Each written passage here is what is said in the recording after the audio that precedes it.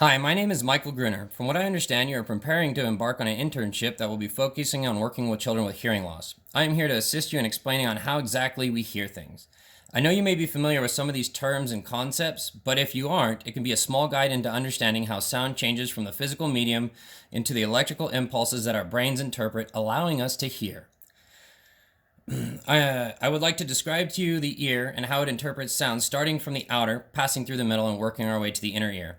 Sound waves travel through the air as a rippling effect, compressing and expanding the distance between molecules. These waves are similar to ripples in a pond. As sound approaches the outer ear or pinna, the shape of the outer ear helps direct sound from a wide variety of locations into the ear canal, or auditory canal. The ear canal will allow pressurized ripples to bounce off our eardrum and vibrate this tympanic membrane.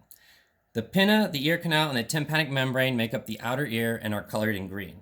The middle ear is comprised of three of the tiniest bones in our body. These bones are known as the ossicles. We have the malleus, the incus, and the stapes.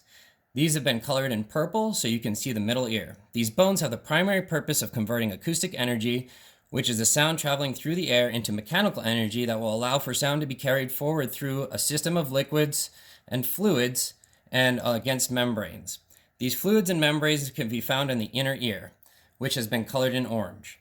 The inner ear is comprised of the cochlea, which is a snail-shaped fluid-filled structure, and the semicircular canals, which are our series of loops found above the cochlea, and finally an auditory nerve. The semicircular canals are strictly for balance. There is an elastic structure known as the basilar membrane which lines the cochlea.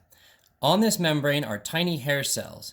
As vibrations pass through the fluid known as perilymph, the hair cells at the larger end of the cochlea can detect high-frequency sounds. An example would be a shrill whistle. The closer you get to the center of the cochlea, or the apex of the cochlea, the lower the sound detection gets.